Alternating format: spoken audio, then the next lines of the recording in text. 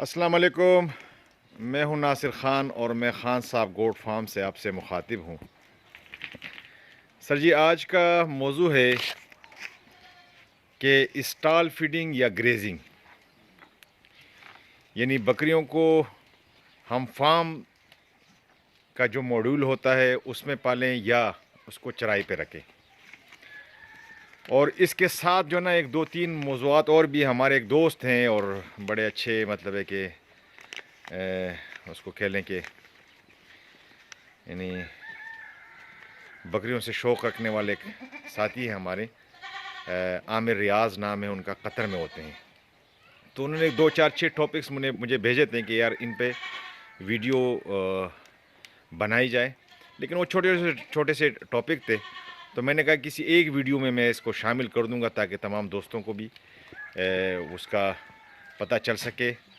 اور جو ہے نا آپ کو بھی پتہ چل جائے۔ مثال کے طور پر بریڈنگ سیزن کون سا ہونا چاہیے، اور ڈیورمنگ کیوں ضروری ہے، اور بکری کس ایج میں کراس ہونی چاہیے۔ تو سب سے پہلے تو میں بات کر لوں کہ یعنی اسٹال فیڈنگ یا گریزنگ، تو اس میں تھوڑا سا یہ بڑا طویل قسم کا وہ ہے، میں مختصر سا مطلب ہے کہ کوشش کروں گا کہ اس کو مختصر الفاظ میں بیان کر لوں تاکہ ویڈیو زیادہ لمبی نہ ہو۔ اصل میں گریزنگ یا چرائی جو ہے نا، وہ اب ہمارے پاس خصوصاً ہمارے ملک میں چونکہ ظاہری زمینیں آباد ہو چکی ہے، وہ جنگلات، وہ بوٹے، وہ جو نا وہ چیزیں ہمارے پاس رہی نہیں جو گریزنگ کے لیے ضروری ہوتی ہے۔ تو وہ چیزیں جو نا اب ظاہر ناپید ہو چکی ہے، جو مختلف قسم کے بیر کے بوٹے تھے یا جو بکریوں کے لیے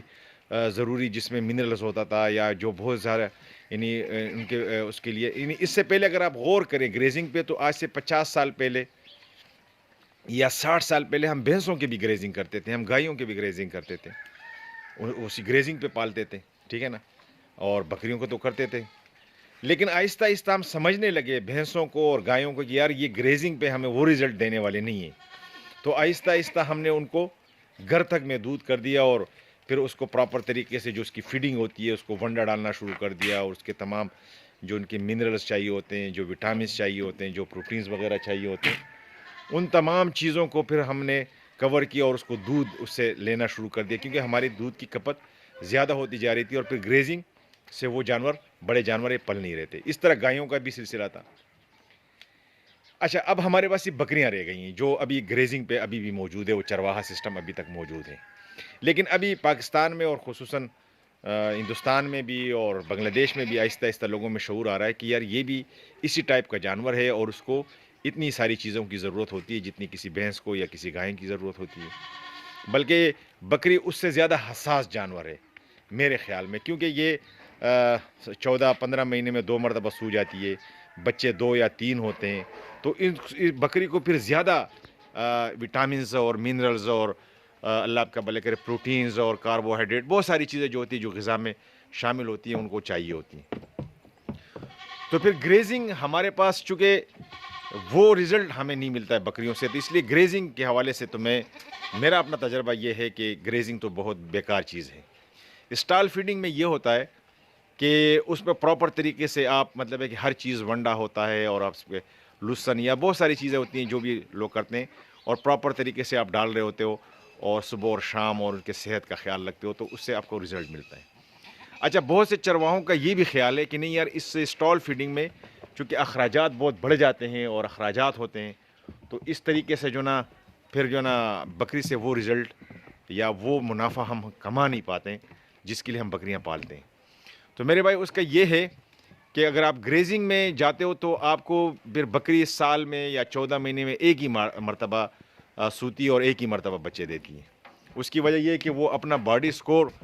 وہ گریزنگ سے پورا نہیں کر پاتی، جب تک وہ باڈی سکور پورا نہیں کر پائے گی تو وہ دوبارہ نہ گرم ہوگی اور نہ کراس ہوگی۔ تو اسٹال فیڈنگ میں کیا ہوتا ہے کہ اسٹال فیڈنگ میں چونکہ ہم پراپر اس کو اس کی تمام چیزوں کا کیئر کرتے ہیں، تو اس وجہ سے وہ سال میں 14 مہینے میں دوبارہ سو جاتی ہے۔ یہ بکریاں جو سامنے نظر آ رہی ہیں آپ کو،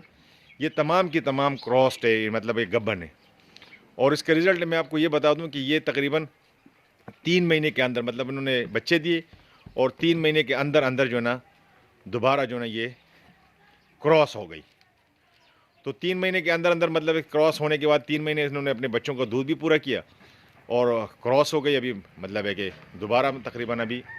ये मेरे पास तकरीबन 10, 12, 15 दिन के बाद दोबारा सूने वाली है। तो अगर इन्हीं बकरियों को मैं ग्रेजिंग पे ले जाऊँ फ़र्ज़ करें, तो क्या होगा कि ज़ाहिर है कि ये अपना वो बॉडी स्कोर पूरा नहीं कर पाएगी। जब बॉडी स्कोर पूरा नहीं कर पाएगी तो ये गर्म नहीं होगी कभी भी। जब गर्म नहीं होगी तो फिर ज़ाहिर है कि क्रॉस नहीं होगी और फिर इस तरीके से जो ना वो,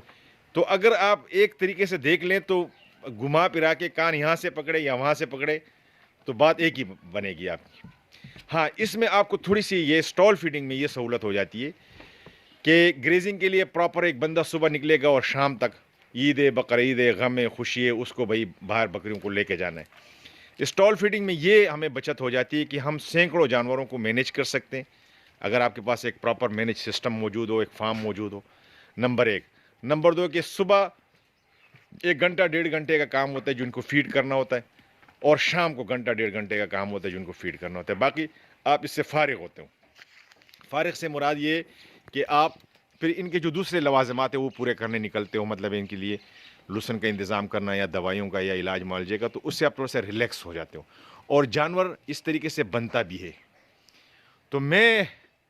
थोड़ा सा ये चाहूँगा कि ग्रेजिंग पे कभी भी हमारे पास जो ना कम से कम पाकिस्तान में और पंजाब में खुसूसन जो ना कोई ऐसे इलाके हमारे पास अभी बचे नहीं हैं जहाँ पे ग्रेजिंग की जा सके। हाँ, ग्रेजिंग के लिए आप ख़ुद एक एरिया बनाएं 2, 4, 6 एकड़ पे आप प्रॉपर तरीके से मुख्तलिफ़ चीज़ें की मुख्तलिफ़ वो उगाना शुरू कर दें। मतलब उसमें जंतर हो, उसमें लुसन हो, उसमें दूसरी चीज़ें हों, दरख्त वगैरह हों और आपकी अपनी एक फील्ड हो, एक जंगल टाइप की जगह आपने बनाई हो, तो उससे आपको फिर ये होगा कि आप मतलब है कि उसमें आप ग्रेजिंग करा लें। फिर उससे लोग कर भी रहे हैं, जो अच्छे वो फार्मर है वो इस तरह की से ग्रेजिंग कर भी रहे हैं। तो ये थोड़ा सा ये है कि मैं ग्रेजिंग के हक़ में नहीं हूँ। अच्छा, नंबर 2 बात ये है कि बकरी को किस एज में क्रॉस होना चाहिए। मेरा अपना ख़्याल है कि बकरी को कम से कम 4 दांत पे क्रॉस होना चाहिए, क्योंकि 4 दांत तक वो अपना वज़न, अपना कद बकरी बढ़ा रही होती है। वैसे 6-8 दांत तक भी ये बढ़ाती है, लेकिन फिर उसका स्पीड थोड़ा सा स्लो हो जाता है।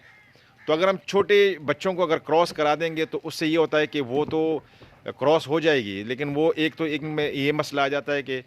क्रॉसिंग में कि वो कद बढ़ाना बंद कर देती है और हवाना जो अहम चीज़ होती है, मतलब है कि दूध, फिर वो इस तरह नहीं उतारती है और इस तरह उसके बच्चे मरना शुरू हो जाते हैं और मतलब है कि और मुश्किलात पेश आती हैं। तो बकरी को कभी भी 4 दांत से या कम से कम 2 दांत उसका कद काट वज़न मेरे हिसाब से 40 से 45 किलो 50 किलो की बकरी हो तो वो क्रॉस होनी चाहिए। इससे कम की बकरी क्रॉस कराएंगे तो आपको नुकसान होगा। अच्छा, इसमें डिवर्मिंग एक ऐसा मौजू है कि मेरा अपना तजर्बा है कि डिवर्मिंग को ज़्यादा नहीं करना चाहिए, साल में 1 आध मरतबा, क्योंकि डिवर्मिंग की जो दवाइयाँ आती हैं ये लीवर को इफ़ेक्ट करती है, बकरी के लीवर को, तो ज़्यादा डिवर्मिंग पे ज़ोर नहीं देना चाहिए। वो किसी भी दवाई से आप डिवर्मिंग कर सकते हैं, लेकिन ये कि डिवर्मिंग ज़्यादा नहीं, साल में 1 आध मरतबा कर लें तो बेहतर है। ज़्यादा डिवर्मिंग ना करें क्योंकि इससे और कॉम्प्लिकेशन पैदा हो जाती है। अच्छा, और इसी तरीके से ब्रीडिंग सीज़न भाई ये 2 होते हैं साल में, फरवरी और मार्च और अगस्त और सितंबर, ये 2 सीज़न होते हैं। इसमें आप ब्रीडिंग करवा सकते हैं, मतलब कि आप इस तरह वो करें कि आपके बच्चे आप फरवरी के एंड से मार्च के एंड तक इस दरमियान आए और अगस्त से लेकर सितंबर के दरमियान या अक्टूबर के मिड तक आपके बच्चे आपके पास आएँ तो वो पल जाते हैं। सर्दी गर्मी का इतना बड़ा मसला नहीं होता है। वैसे अगर आपके पास सिस्टम मौजूद हो, प्रॉपर एविलेटेड शेड हो, गर्मी सर्दी का उसमें बंदोबस्त हो, तो वो किसी भी सीज़न में आप ब्रीडिंग करवा सकते हैं, वो कोई इशू नहीं है। लेकिन अगर सिस्टम मौजूद नहीं है तो फिर आपको इन मौसमों का ख्याल करना होगा। तो ये 2-3 मौज़ूआत थी मैंने कहा तमाम दोस्त के साथ शेयर कर सकूं। तो बाकी जो आखिर में हम पैगाम देते हैं कि अगर आप हमारे साथ इस सफ़र में शामिल होना चाहते हैं तो हमारे इस वीडियो को सब्सक्राइब करें और घंटी के बटन को दबाएं। शुक्रिया सर, बड़ी मेहरबानी, थैंक यू, शुक्रिया।